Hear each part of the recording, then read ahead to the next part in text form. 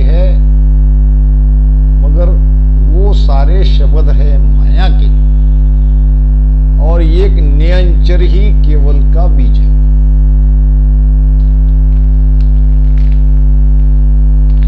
एक भजन में महाराज ने कहा है, माया रूप शब्द आगट में ताकू तब खाने रे लो अवगत न्यारो अवगत न्यारो तागत विरला जाने रे। अविगत क्या है? जिसकी गति लगने में नहीं आती। अविगत परमात्मा भी है, तो अविगत ये परमात्मा का नाम भी है। मैं आयो इन कारण भाई, सो प्रगट सुन लो जुगमाई, ने अंचर खांडो सुन होई, और वो ब्रह्म को नाम कहे नहीं कोई। ब्रह्म का नाम है, और आनंद ब्रह्म का भी नाम है। केवल ब्रह्म का ही नाम नहीं है, तो आनंद ब्रह्म में भी नियंचर ही ले जाएगा। जैसे कि महाराज ने कहा है, आनंद लोक ने अंचर पूगे और न पूगे भाई। तो अब ये नियंचर जागृत करने की विधि क्या है? मैंने बताया इसके भेद दो प्रकार के हैं। नियंचर की अनुभूति तो दोनों वेद में सरीकी आएगी, अनुभूति में कोई फर्क नहीं, मगर एक विधि में हमको कुछ नहीं करना पड़ता, और दूसरी विधि में हमको साधना करनी पड़ती है। अब ये पहली वाली जो विधि है वो महाराज अपने लिए कह रहे हैं, यानी महाराज के अंदर वो पावर था। जब उनका शरीर और शरीर के अंदर वो सत्ता थी, तब महाराज ने ये बिल्कुल कहा कि करनी बिना गिगंदू चाड़ू एक पलक पोर माई। एक पोर भी बहुत हो गया, एक पल में बिना कुछ किए ब्रह्मांड में मैं चढ़ा देता हूं इसको। हमारी चेतना को तो ही ऊपर ले जाना है, केवल सूरज शब्द नहीं लेना है। शब्द जगेगा, नियंचर जगेगा, तो उसके साथ सुरती जाएगी, और सुरती के साथ हमारी चेतना भी ऊपर जाएगी। तो ये पावर तो गुरु महाराज के अंदर था इसलिए कह रहा हूं। अब जो भी हम सब दूसरे वाले भेद में आ रहे हैं, हमको श्वासोश्वास में राम राम करने की बात कही जा रही है, और हम कर भी रहे हैं, और इस भेद से भी नियंचर जागृत हो रहा है। नहीं हो रहा ऐसी बात नहीं है, मगर आखिर में ये हो गई करनी।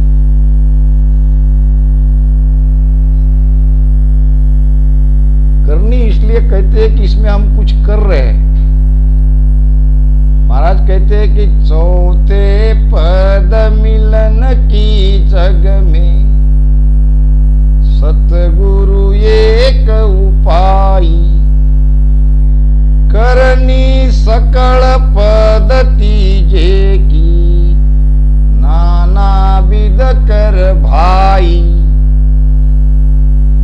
ये करनिया से तीन पद में ही रहेंगे, यानी तीन लोक के परे नहीं जाएंगे। जाएंगे भी ब्रह्म में तो ब्रह्म से वापस आएंगे, आनंद लोक में नहीं जाएगा। तो अब क्या करे? मैं आप सबको, जो सुनने वाले मेरे भाई बहन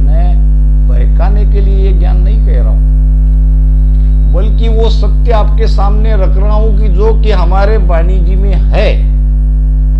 अगर आपके भाग्य से, संयोग से, बिना कुछ करनी कराए आपके अंदर वो निरंतर प्रकट करा देते हैं, तो ऐसे सदगुरु को छोड़ो मत, उनकी शरण में रहो।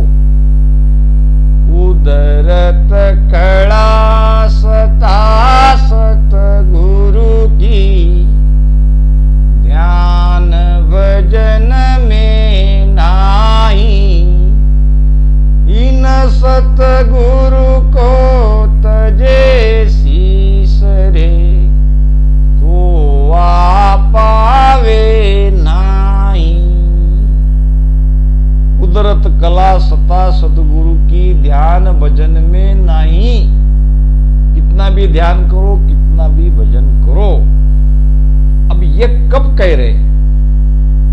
अभी अगर हम कह दे, जैसा कि अब मैं भी भजन बताता हूं और राम राम ही दोनों श्वास में सुमिरन करने की बात मैं कहता हूं, क्यों कहता हूं? अगर मैं वाणी पे ऐसे विषय पर आपके सामने चर्चा कर रहा हूं, तो मुझे तो यह कहना नहीं चाहिए, मुझे तो यही ठीक रहेगा। फिर तो कई लोग शरण में आ जाएंगे, शिष्य बन जाए कि भाई हमारे अंदर भी वो जगह दो। मगर ये गुरु महाराज अपने लिए कह रहे हैं, और हम गुरु महाराज की बराबरी कभी कर नहीं सकते। हम उनके सामने कुछ भी नहीं है, हम तो केवल उनके सेवक हैं। अब फिर जब इस भेद से आनंद लोक में जाना ही नहीं है, तो ये करने वाला, ये राम राम रटन करने वाला, एक एक चक्र को, एक एक कमलों को छेदन करने वाली रीत क्यों बताई जाए? प्रश्न तो ये भी आएगा, पूछने वाले तो ये भी पूछेंगे। उसका उत्तर है और कोई चारा नहीं। क्या करे? वो तो परमात्मा की कृपा जब होगी तब ऐसे सद्गुरु मिलेंगे।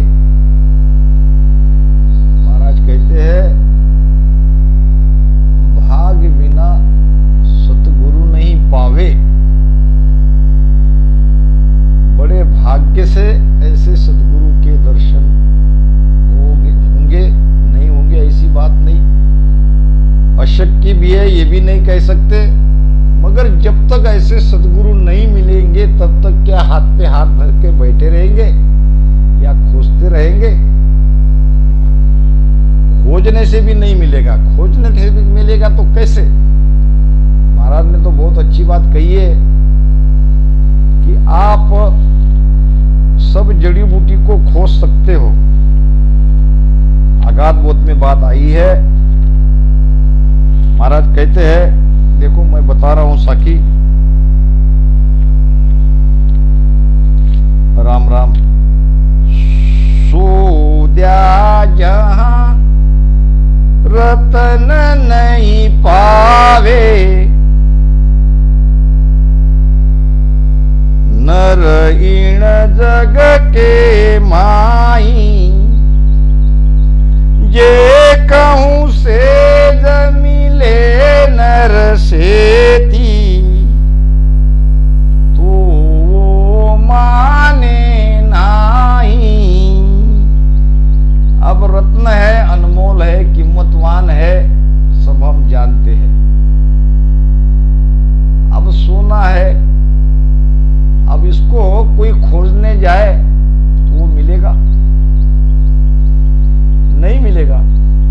उसको तो दाम देके खरीदना पड़ेगा। सोद्या जा रतन नहीं पावे, नरीन जग के माई, खोजने से नहीं मिलेगी। अब ये सदगुरु क्या रतन से कम है? वो तो उससे भी अनमोल है। जब रत्न को हम पा नहीं सकते तो ऐसे सत्ताधारी सदगुरु को कैसे पा सकते हैं? ये एक बात। अब दूसरी बात, हमारे आपके भाग्य से मिल भी गए तो कैसे पहचानेंगे? पहचानने के लिए भी तो पात्रता हमारे अंदर चाहिए। जैसा कि बड़ा छोटा सा दृष्टांत याद आ गया, सुना देता हूं। एक कोई भक्त था, परमात्मा की भक्ति करता था। परमात्मा प्रसन्न हुए, मांगो क्या चाहते हो। वो कहने लगा, मैं तुम्हें देखना चाहता हूं। भगवान आप कैसे दिखते हो, मुझे देखने की इच्छा है। तो उसने कहा, देखकर क्या करोगे? ये सारी जितने भी आप सब मनुष्य देख रहे हो, सबके अंदर मैं ही तो हूं। नहीं नहीं नहीं, मैं तो आपका वो रूप देखना चाहता हूं। देखो मैं फिर कह रहा हूं कि सारे रूप मेरे ही रूप है। नहीं, फिर भी मुझे आप आपका रूप बताओ। ठीक है, अगर आपकी यही इच्छा है तो मैं तुम्हें दिन भी दिया और समय भी दिया। उस दिन उस समय पे तुमको मिलने आऊंगा। मगर मैं फिर कह रहा हूं, तुम मुझे पहचान नहीं पाओगे। भक्त कहने लगा, भगवान कैसे नहीं पहचानूंगा, जब आपने दिन भी दे दिया, समय भी दे दिया, तो बराबर मैं आपको पहचान लूंगा। अब धीरे धीरे वो दिन भी आ गया और उस दिन उसने अब बड़ा कार्यक्रम रखा महाभोजन का, क्योंकि परमात्मा आने वाले थे और परमात्मा ने समय भी दिया। महाप्रसाद की तैयारियां हो गई। अब कुछ ही पल रह गए भगवान के आने के। तो उसमें एक बुढ़िया आई, भिखारी, मैले कुचले कपड़े और चेहरा भी ऐसा कि विद्रूप। और वो आके कहने लगी, उसी समय बेटा मैं कई दिन से भूखी हूं, मुझे भोजन दो। अब ये कहने लगा, बुढ़िया थोड़ी बाद में आओ, अभी हम किसी का इंतजार कर रहे हैं, उसको आने दो, फिर आपको दिया जाएगा। मगर वो बुढ़िया बार बार आग्रह करने लगी तो उसको हटा दिया गया। किसी को कहा कि इस बुढ़िया को यहां से हटाओ, अब समय हो गया। अब समय हो भी गया, समय निकल भी गया, फिर भी परमात्मा न उनको दिखा। फिर पूरा दिन चला गया, फिर बैठा भजन को, फिर भक्ति को बैठा, और फिर आकाशवाणी हुई। फिर परमात्मा ने कहा, भगवान आप आए नहीं। अरे भाई मैं आया तो था, मगर मैंने तुम्हें पहले ही कहा था मैं आऊंगा जरूर, मगर तुम मुझे पहचान नहीं पाओगे। याद करो उस बुढ़िया को जो आपको भूखी होने की बात कह रही थी, वो तो मैं ही था। कहने का मतलब महाराज कहते हैं कि जे कहूं सेज मिले नर सेती, तो आ माने नाही। घास काट सब ही घर आणे, अष्टधात को खोदे। चिंता मन को कोई न चीने, नाकस कर नर सोधे। महाराज फरमा रहे हैं, घास काट सब ही घर आने। घास नाम मामूली वस्तु, हर जगह उपलब्ध होने वाली वस्तु, यानी ये देवी देवताओं की पूजा सगुण भक्ति सभी कर रहे हैं। ये नवद्या भक्ति का, सगुण भक्ति का सबको भेद मालूम है। अष्ट धातु को खोदे। अब 8 प्रकार के धातु है, उसमें सोना भी धातु है, तांबा, पित्तल, सोना, कथिल, जस, ये 8 प्रकार से निकालते हैं। अब वो उसकी जो पहचान करने वाले हैं, वो पहचान कर अष्ट धातु को जमीन से खोद कर निकाल लेते हैं। फिर उसके ऊपर प्रक्रिया करके ये लोहा, ये सब 8 धातु में भी आते हैं, और फिर उसको उपयोग में लाते हैं। तो घास से तो थोड़ा ये मामला कठिन है। घास सहज में उपलब्ध है, अष्ट धातु जमीन के भीतर है, उसको खोजना पड़ेगा। अब ये अष्ट धातु क्या है? तो ये योग साधना, योगी क्रिया, ब्रह्म तक की भक्ति, इसके लिए साधना करना पड़ेगा भेद से, तब प्राप्त होगी। अब ये सत्स्वरूप की भक्ति जो है, ये चिंतामणि के जैसे, चिंतामणि क्या है? वो मणि हमारे हाथ में आ गए तो हम जो चिंतन करेंगे वो हो जाएगा। महाराज ने बड़ी सुंदर बात कही है।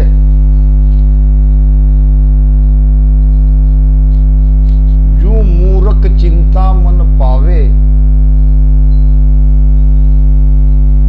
जो मूर्ख चिंता मन पावे, ले कौवा सिर बावे, यूं मूर्ख मोकू फेंक्यो, नेड़ो निकट ना आवे। जैसे कोई अज्ञानी व्यक्ति को, जिसको चिंतामणि की परीक्षा नहीं है, उसके हाथ, उसके भाग्य से एकाएक वो चिंतामणि, वो भी एक पत्थर है, वो आ जाए तो वो तो फेंक देगा। जैसा कि कहते हैं कि एक सीधे साधे व्यक्ति को वो चिंतामणि मिल गई। अब चिंतामणि मिल जाने से इंद्रासन डोलने लगा, और इंद्र ने जाके सबको कहा कि अब क्या करें, अगर ये व्यक्ति ने कहीं मेरा पद मांग लिया तो मुझे तो खाली करना पड़ेगा। तो भगवान इंद्र आए कौवा बन के, और वो व्यक्ति जहां जहां जा रहा था उसके सामने काव काव काव काव काव काव करने लगा। अब पहले तो इसने ध्यान नहीं दिया, पत्थर तो हाथ में था, मगर जहां जहां ये जाता सामने सामने वो कौवा आके काव काव काव काव काव काव करता। बहुत देर से उसकी काव काव सुनने के बाद इस व्यक्ति को आया गुस्सा। अब ज्यादा काव काव सुनते सुनते उसने उसी चिंतामणि से फेंक के उस कौवे को मार दिया। कौवा उड़ गया और चिंतामणि अब फेंकने पर कहां चली गई? वो भी तो एक पत्थर ही है, पत्थर में जाके समा गई। तो चिंतामणि की परीक्षा कोई कैसे कर सकता है? महाराज कहते हैं कि चिंता मन को कोई न चीने, ना कसकर नर सोधे। अब इसको कोई कैसे पहचानेगा, और उसकी खोज भी कोई कैसे कर सकता है? तो इस प्रकार महाराज कहते हैं ये न्यायचर जो है, इस स्वरूप की जो भक्ति है, ये चिंतामणि के जैसी है। अब इसको तो कोई खोज करके प्राप्त नहीं कर सकता। सतगुरु सकल शिष्ट का गुरु है, वेद बिना नहीं पावे। इमरत जड़ी संजीवन जग में, खिन नर कोई न आने। सदगुरु सकल शिष्ट का गुरु है, भेद बिना नहीं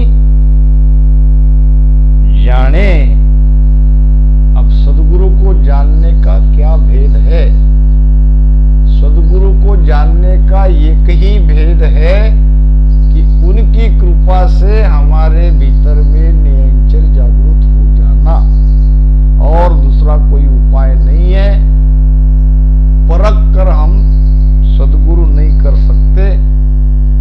परख करे तू संत की हर मिलन के काज, तो आपारक कीजिए हरिजन कैसो साज।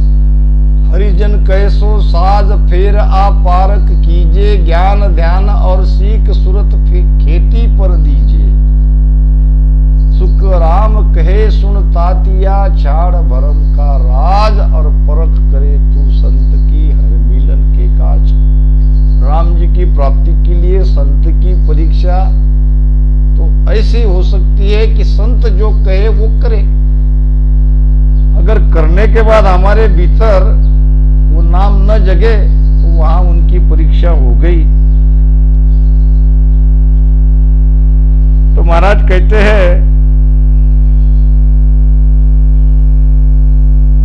क्यों ऊण चीज सुनिए शोभा,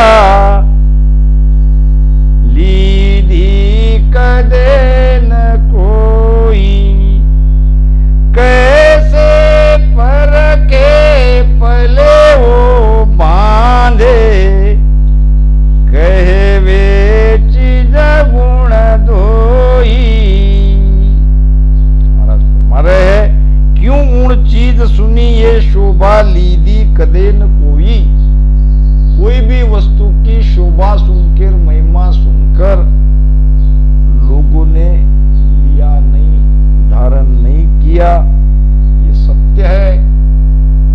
जगत की एक आदत है, जब तक संत सत्ता के साथ शरीर से या संसार में रहते हैं तो उनकी पहचान नहीं करते, और फिर वो जाने के बाद उसकी महिमा होने लगती है।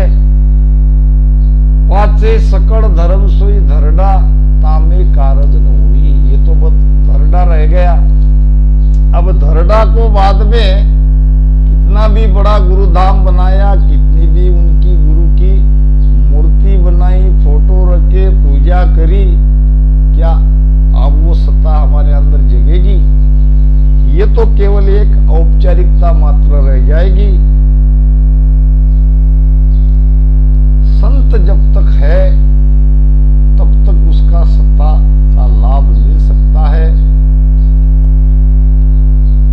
मगर विडंबना यह है, संत जब तक संसार में है उसकी निंदा ही हुई, और जब चले जाते हैं तो फिर महिमा करते हैं, उससे कोई काम नहीं होने वाला है।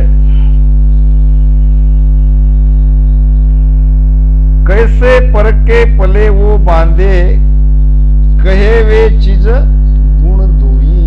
अब कैसे उसको अपने पल्ले बांध ले या अपने पास वो वस्तु की प्राप्ति कर ले, नहीं हो सकता। तो महाराज कहते हैं, एक बात ये होनी चाहिए कि चाहे आप सत्ताधारी सदगुरु के शरण में जाके उनसे प्रेम करके एक पल में कुदरत कला या निरंतर जगाओ, या फिर साधना के माध्यम से सांसों सांस में एक एक कमलों को पार करके निरंतर जगाओ। ये भी दूसरी विधि है जो साधना की है, और एक है बिन करने की। मगर दोनों में कॉमन एक बात है, दोनों में समानता एक है कि जो निरंतर जगेगा उसकी अनुभूति शरीर में समान आएगी। जैसे कि महाराज कह रहे हैं, हंसे बस नहीं कछु काई, जो गरी तभी होवे, उलटर पीठ फाड़ चढ़े जे, 10वें द्वार जाए खोवे। अच्छी बात महाराज यहां समझा रहे हैं। ये पक्का प्रमाण है कि चाहे आप कुदरत कला को सदगुरु मेहर से जगाओ या साधना के आधार से जगाओ, साधना में भी सदगुरु की ही मेहर चाहिए, मगर वो सदगुरु आनंद पद के सदगुरु नहीं हो सकते। वो आपको ज्यादा से ज्यादा ब्रह्म तक ले जाएंगे। अगर महाराज की इच्छा हुई, परमात्मा की इच्छा हुई, तो वहां आपको वो सदगुरु मिल सकते हैं, नहीं ऐसी बात नहीं है। सुनो एक मेरा हमारी अगाध, देऊ मेरो नाम मिलाऊं साथ। अब ये भी तो महाराज जी कह रहे हैं। या हो सकता है साधना के द्वारा एक एक स्थान को पार करते करते जब वहां पहुंचते हैं, वज्र दरवाजा हर नहीं गड़े, ये वज्रपोल नहीं खुलती, 10वां द्वार नहीं खुलता, तब हो सकता है कि हमारी प्रार्थना से परमात्मा कृपा कर दे और सदगुरु को भेज दे जो हमें 10वें द्वार के बाहर निकाल दे। तो दोनों में एक चीज कॉमन है, हंसे बस नहीं कुछ काई। वो नियंचर जब जगता है तो हंस के बस में कुछ नहीं रहता। जो कुछ नियंचर में इतना पावर है वो अपने आप सब कर लेता है, सबको खींचता है, हमारी चेतना को ऊपर ले जाता है। जोग रीत विद भोवे, जैसे योग साधना में योगी और चेतना को ऊपर चढ़ाते हैं, अर्थात वो तो षट चक्र ही छेदन करते हैं, मगर उसमें वो साधना का आधार लेते हैं, उनकी भी बंकनाल खुलती है, वो भी सुषमना को खोलते हैं, नहीं ऐसी बात नहीं है। तो ये सारी चीजें जो योगी एक योगिक क्रिया से अपने अंदर में ये प्रकट कराता है, वो सब अपने आप केवल मेहर से एक पल में ऐसे सत्ताधारी सदगुरु की कृपा से होनी चाहिए। अगर ऐसे पल वाले सदगुरु नहीं मिले तो जो आपको साधना बताते हैं, उनकी कृपा से, उनके भेद से, उनके शरण में जाने से हमारे अंदर ये स्थिति होनी चाहिए। पहले वाले सदगुरु है आनंद लोक में ले जाने वाले, दूसरे वाले सदगुरु है पार ब्रह्म तक ले जाने वाले। अब जब तक वो सदगुरु नहीं मिलेंगे तब तक क्या करेंगे? आपको तो ऐसे सदगुरु का आधार ही लेना पड़ेगा।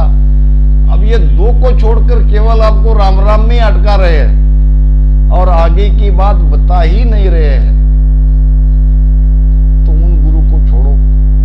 यहाँ तो महाराज कह रहे कि जा गुरा संग नाव घट जाके, वे सदगुरु सिर धारो बे, ज्ञान ध्यान दूजा गुरु झूठा, से सब दूर बिडारो बे। गुरु कितना ज्ञानी है ये नहीं देखना है, गुरु के कितने शिष्य है ये नहीं देखना है, गुरु के कितने रामदारे हैं ये नहीं देखना है।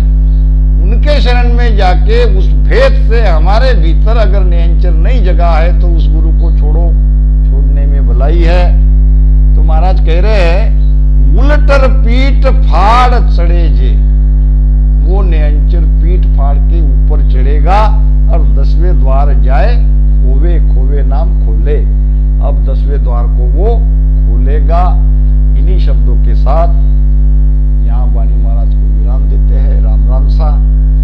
शेष इस विषय को और आगे कंटिन्यू करेंगे, बढ़ाएंगे, क्योंकि मेरे कई रामस्नेही भाइयों के, मुझे बहनों के फोन आते हैं कि भाई इसी विषय को आप बढ़ाओ, चर्चा करो, क्योंकि और तो सब जगह हम सुनती है, मगर ये नियंचर का जो गहरा ज्ञान है वो बिरली जगह सुनने को मिलता है। इसीलिए